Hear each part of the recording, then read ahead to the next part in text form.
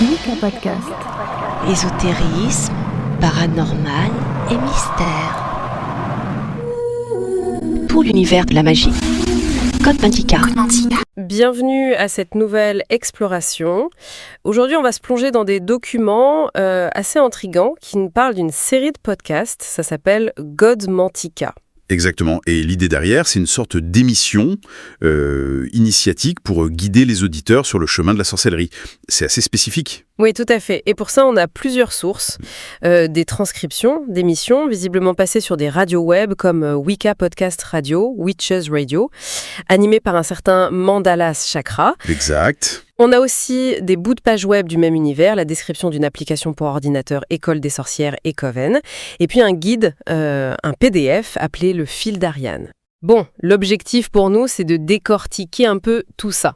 Qu'est-ce que Godmantica propose vraiment comme initiation réelle? Quels concepts on retrouve? Comment ça marche au niveau pédagogique? Et puis la communauté aussi. On va se baser uniquement sur ce qu'on a lu, bien sûr. Tout à fait. Alors, pour commencer, d'après ces sources, c'est quoi exactement Godmantica? D'après les infos qu'on a, Godmantica s'est présenté comme une série de podcasts. Le but est clairement initiatique. L'animateur, ce fameux Mandala Chakras, il dit vouloir accompagner les auditeurs pour qu'ils deviennent, je cite, des sorciers ou sorcières confirmés. Confirmé, carrément. Et ça porte sur quoi comme type de magie? Apparemment, ça se concentre sur ce qu'ils appellent la magie naturelle et la sorcellerie traditionnaliste. Voilà les termes utilisés. D'accord. C'est intéressant comme approche, un programme audio pour une initiation. Comment s'est structuré ce parcours d'après les documents? Alors, la structure a l'air assez pensée. Le noyau dur, c'est l'étude de 37 podcasts de cette série Godmantica. Et pour les débutants, il y a ce fameux fil d'Ariane, le guide PDF, qui donnerait un ordre pour écouter, pour étudier. Une sorte de programme, quoi. Et les sujets, ça va de quoi à quoi? C'est assez large, on dirait. Ça parle de l'histoire des sorcières, mais aussi de trucs plus pratiques, comme la mandragore, les chakras, les centres d'énergie, selon eux, ou comment créer son livre des ombres, qui est une sorte de journal magique personnel. Et ce n'est pas que de l'écoute dans son coin, j'ai cru comprendre qu'il y avait de l'interaction. Oui, c'est un point important. Les sources parlent de sessions de questions-réponses en direct, par webcam, via Teams ou Discord, apparemment. Ah oui, régulièrement. Tous les vendredis soirs, c'est ce qui est dit. Animé par Mandala Chakras lui-même, dans un espace qu'ils appellent le Cercle des Ombres. Le Cercle des Ombres. Et puis, il y a cette application-là, École des sorcières et Coven. Les sources disent que c'est une clé vers l'autre côté. Qu'est-ce qu'elle fait, cette application? Et Coven, ici, ça veut dire quoi? L'application, déjà, elle est gratuite, elle tourne sous Windows. Elle semble être le centre névralgique, quoi. Elle donnerait accès à des cours en direct, à des grimoires en PDF à télécharger, et surtout à ce fameux Coven des Ombres. Et donc, le Coven des Ombres, c'est... D'après le contexte, un Coven ici, c'est un groupe, un cercle restreint d'initiés qui suivent le même parcours. L'application, c'est la porte d'entrée vers cette communauté, décrite comme secrète. Donc on a un système assez complet, Les podcasts pour le contenu, le mentorat potentiel avec les directs et la communauté via l'appli. C'est assez moderne comme dispositif pour un sujet aussi traditionnel. Tout à fait. Ça mélange les deux. Alors, plongeons dans le concret. Les transcriptions insistent énormément sur la préparation avant de faire un rituel. Ah oui, ça c'est un point central, mais vraiment central dans les documents. La préparation est hyper méticuleuse. Ça touche à plein de choses. D'abord le moment. Le timing? Voilà. Ils insistent sur choisir le bon jour de la semaine parce que chaque jour serait lié à une planète, à une énergie spécifique. Par exemple, le lundi, c'est la Lune, donc ce serait bon pour le féminin sacré, la divination. Le mardi, c'est Mars, plutôt pour vaincre des ennemis, ramener la paix, ce genre de choses. Et les phases de la Lune aussi, j'ai vu ça. Exactement, c'est crucial. La Lune croissante, c'est mieux pour la puissance, apparemment. Ils distinguent même entre Lune montante et descendante pour des effets différents. Feu, genre immédiat, ou eau, plus durable. C'est très codifié. Mais il y a aussi une phrase qui dit « écouter son cœur ». Comment on articule les deux, la règle stricte et l'intuition? Les sources ne l'expliquent pas en détail, mais on a l'impression qu'elles donnent les règles. Jour, planète, lune, comme une base solide, tu vois. Mais elles laissent entendre que l'intuition, le ressenti personnel, ça reste important. Un guide valable. D'accord. Après le moment, il y a le lieu. Oui, le lieu. Impérativement calme, sans risque d'être dérangé. Ça peut être une chambre ou une pièce dédiée qu'ils appellent occultum. Occultum. Oui, c'est le terme utilisé. Ou même juste un coin tranquille dans la nature. Le truc important, c'est de couper son téléphone, prévenir les gens autour. Il y a même une anecdote marrante, mettre un balai debout devant la porte pour dire « ne pas déranger Ah oui, le coup du balai. J'avais noté ça aussi. Et la propreté de l'endroit ? » Essentiel. Propreté physique, mais aussi énergétique, insiste-t-il. Faut que l'espace soit net et en ordre. Il y a aussi des conditions qui touchent la personne elle-même, Mhm. non ? Des trucs assez personnels. Oui, des directives assez précises. Pour les femmes, on leur dit de ne pas pratiquer pendant leurs règles, parce que le corps serait en mode purge énergétique, selon ces textes. Ah, d'accord. Et pour les hommes, c'est spécifié, pas sous l'influence de l'alcool. Ça montre bien qu'ils cherchent un état de clarté, de pureté pour la personne qui pratique. Et le matériel ? Là aussi, ça a l'air très strict. Carrément. Ils insistent, il faut avoir tous les ingrédients et accessoires demandés avant de commencer. Surtout pas de substitution à la va-vite. Sinon, Le risque, d'après les textes, c'est d'avoir l'effet contraire. Donc ça veut dire les bonnes bougies, de la bonne couleur pour le bon jour. Lundi, c'est blanc pour la Lune. Mardi, c'est rouge pour Mars. Mercredi, gris pour Mercure, etc. il y a toute une liste. Oui. Et pareil pour les encens, les plantes. Et un détail important. La bougie blanche, qu'on voit souvent comme passe-partout, là non. Elle ne remplace pas les autres couleurs, parce qu'elle est spécifiquement liée à la Lune. D'accord, c'est précis. Donc on a le temps, le lieu, le matériel. Tout ça doit être soutenu par un état d'esprit particulier, j'imagine. Oui, c'est le dernier pilier de la préparation, la concentration. Les sources recommandent très fortement d'apprendre le rituel par cœur. Par cœur. Ah ouais? Oui, le but c'est d'éviter d'avoir à lire, parce que lire ça casse la concentration et ça empêche d'atteindre cet état un peu modifié de conscience qu'ils décrivent comme proche de la transe mystique. Et cet état est jugé nécessaire pour que le rituel fonctionne. D'accord. Cette préparation, elle ne concerne pas que l'extérieur, mais aussi la personne, l'officiant. Qu'est-ce qu'on nous dit là-dessus? Tout à fait. La préparation de la personne est double, mentale et physique. Mentalement, il faut méditer avant, bien visualiser les étapes du rituel, visualiser sa réussite. Et surtout, y croire, avoir la foi que ça va marcher. La foi en la réussite. Et physiquement, Physiquement, les sources conseillent de manger sainement les jours avant, bio, éviter le gras. Et puis, il y a un truc très détaillé, prendre un bain ou une douche de purification avant chaque rituel. un bain de purification ? J'ai vu qu'il y avait même une recette détaillée dans les sources. Exactement. C'est un bon exemple du niveau de détail. La recette, elle comprend des ingrédients précis, 3 poignées de sel de mer consacré, une bougie blanche, de l'encens myrrhe ou musc, un bouquet de persil frais et de l'huile essentielle lavande ou lotus. Et il y a tout un protocole. C'est très ritualisé.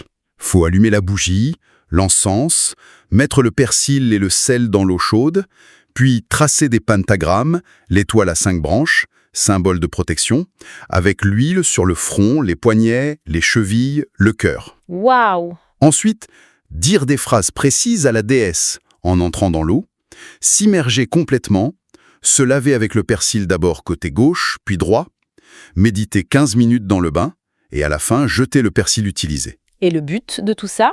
C'est dit clairement. Nettoyer le corps, l'esprit et l'âme des énergies négatives, des pensées parasites. Une purification complète avant de commencer le travail magique. C'est très complet comme préparation. Après ça, on parle de la tenue. La tunique rituelle, ça a l'air important dans ce système. Ah oui, c'est présenté comme beaucoup plus qu'un vêtement. C'est un outil magique, un élément sacré. Les sources la décrivent comme une seconde peau. Elle doit être portée à même le corps nu. Nu en dessous. Ok, pourquoi ? Pour permettre la libre circulation des énergies qui sortent des chakras, d'après eux. Elle aurait aussi une fonction de protection, surtout en magie évocatoire quand on invoque des entités. La soie est même mentionnée comme un bon isolant énergétique. Les sources font le lien avec l'ancienne pratique de la nudité rituelle, non ? Revêtue du ciel et des étoiles. C'est ça. Ils expliquent que la nudité d'origine, ils citent des textes comme la charte de la déesse ou Aradia, visait à libérer les chakras et à être en osmose directe avec la nature, les divinités. La tunique s'est présentée comme une alternative moderne, pour la pudeur, mais qui essaie de garder une fonction similaire. Et elle doit être comment cette tunique ? Matière, couleur ? Alors, le tissu, c'est impératif, naturel. Lin, coton, soie, laine.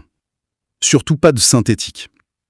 Elle doit être d'une seule pièce, genre robe ou cape, homme ou femme, pour pas couper l'énergie. Et les couleurs ? Souvent blanche pour la lune ou noire couleur de la nuit de la déesse dans certains courants en magie blanche ou Wicca. Les tons pastels, ça passe aussi. Par contre, le rouge vif, c'est plutôt déconseillé, associé à la magie noire ou rouge ancienne dans ces textes. Il y a des couleurs spécifiques pour certains types de magie? Oui, pour ceux qu'ils appellent les mages, là c'est plus spécifique. Violet, c'est dit tout-terrain, blanc pour le très spirituel, noir pour travailler avec des forces dites négatives, ou voir des couleurs liées aux planètes, mais bon, faut avoir les moyens, précise-t-il. Et on peut la décorer et elle doit être traitée spécialement? Oui, on peut la personnaliser, broder des symboles comme des runes, des pentagrammes, ajouter des pierres. La faire soi-même, c'est encouragé, mais on peut l'acheter si on fait gaffe à la matière. On peut ajouter une capuche, une ceinture en corde naturelle. Et le traitement spécial? Ah oui, crucial. Comme tout outil magique ici, elle n'est pas prête à l'emploi. Elle doit être consacrée, purifiée, sacralisée, chargée en énergie. Une méthode donnée, c'est de l'exposer toute une nuit à la pleine lune ou l'imbiber de rosée de printemps. Et son usage, c'est uniquement pour les rituels. Si elle est très personnelle, on ne la prête pas. D'accord, donc on a choisi le moment, préparé le lieu, on s'est purifié, on a mis la tunique consacrée, et là on passe au rituel. Le cercle magique, ça revient tout le temps. C'est fondamental, oui. Le cercle a une double fonction, d'après les textes. D'abord, contenir les énergies qu'on va élever ou appeler pendant le rituel, ensuite protéger la personne des influences extérieures non désirées. Et comment on le crée, ce cercle? On peut le tracer physiquement, avec une corde consacrée ou du sel. Une fois tracé, il faut l'activer. Ça se fait en invoquant les 4 éléments cardinaux. On utilise souvent du sel pour la terre au nord, de l'encens pour l'air à l'est, une bougie de la bonne couleur pour le feu au sud, et de l'eau purifiée pour l'eau à l'ouest. On invoque aussi les gardiens de ces directions pour fermer le cercle énergétiquement. Et une fois fermé, on ne bouge plus. C'est une règle très stricte qui est répétée. Interdiction de sortir physiquement du cercle une fois fermé. Sinon, on brise la protection, on dissipe l'énergie et ça peut annuler tout le rituel. D'accord. Et à l'intérieur, qu'est-ce qui se passe? Comment on doit se tenir, agir? Dedans, on invoque les entités, les divinités, les esprits dont on a besoin pour le but du rituel. Il faut rester super concentré, visualiser que ça réussit. Pour la posture, il suggère d'être à genoux ou accroupi face à chaque point cardinal, quand on invoque les éléments. Puis, pour le rituel lui-même, on se met plutôt au centre, debout, à genoux, accroupi, comme on est le mieux.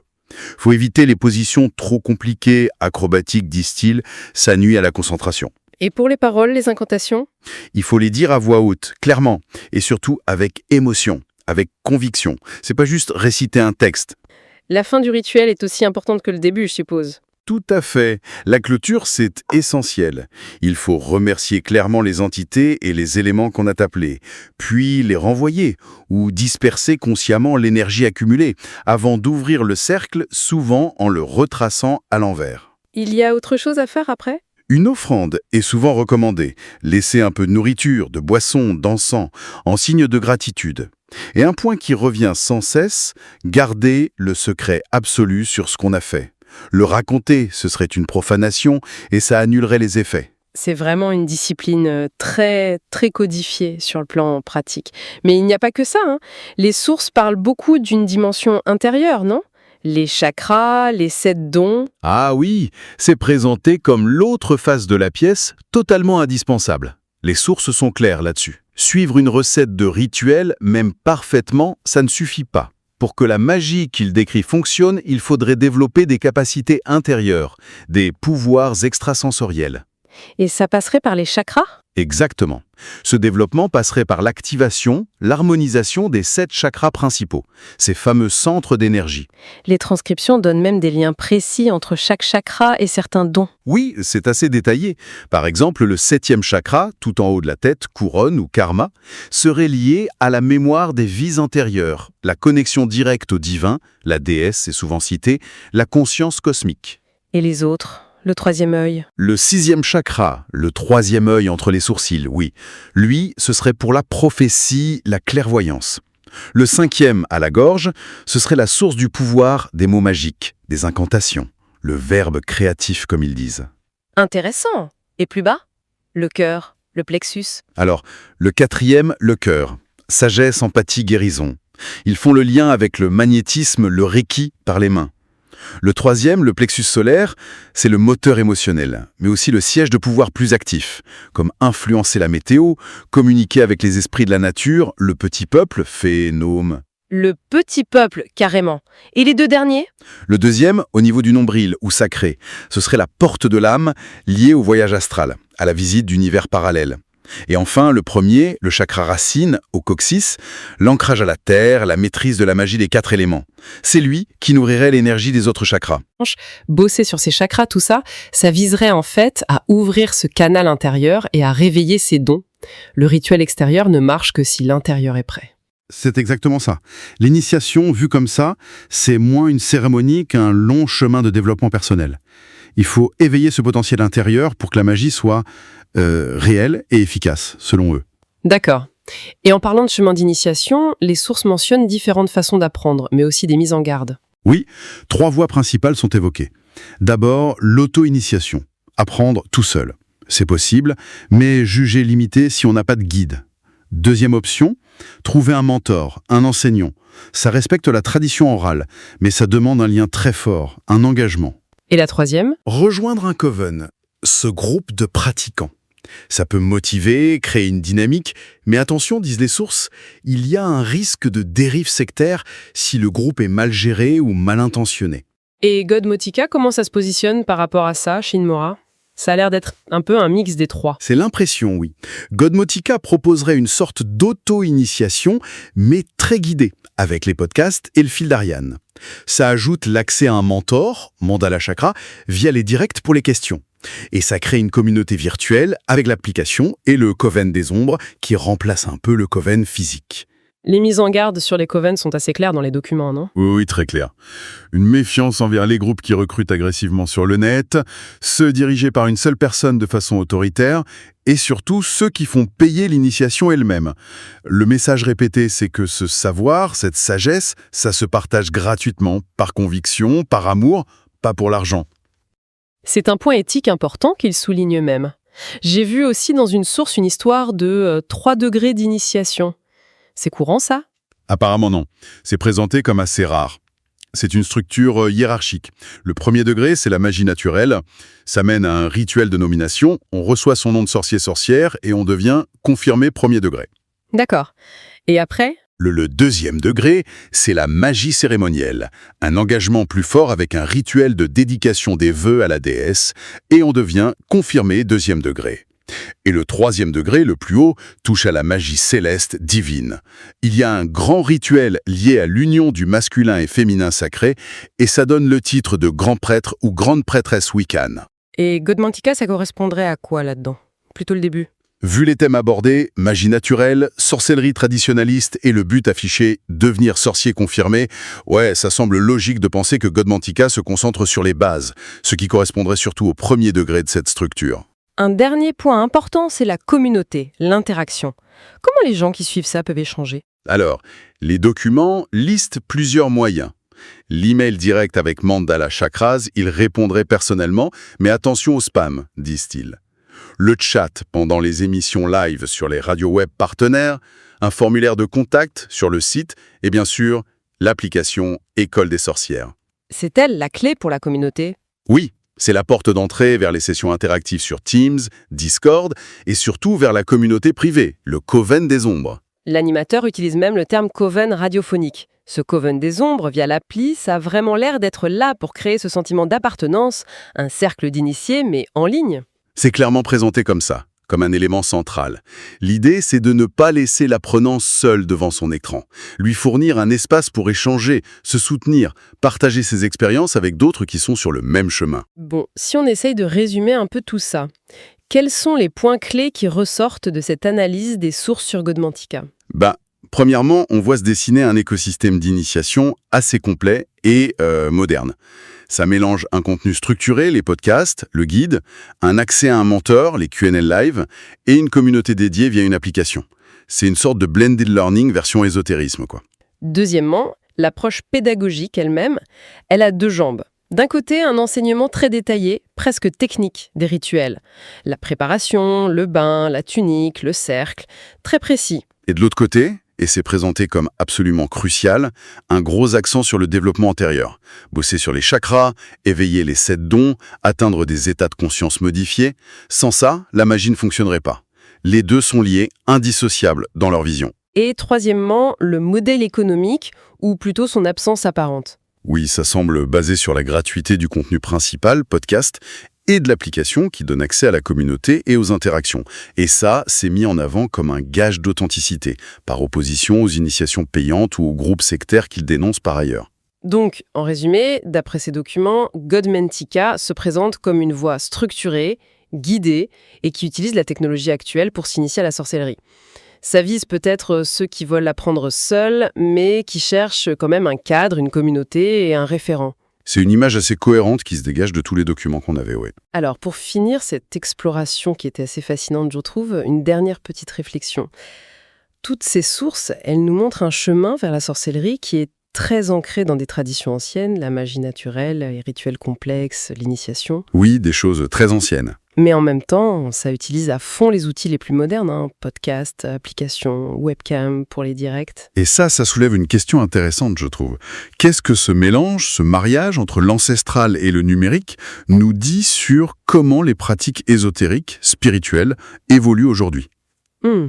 Comment la technologie change non seulement la transmission du savoir, mais aussi la façon dont les communautés se forment, interagissent, comment elles vivent leur spiritualité au XXIe siècle ? Exactement. C'est une piste de réflexion, quoi. La sorcellerie à l'heure du digital. Qu'est-ce que ça implique vraiment ? Pour l'univers de la magie, Godmantika.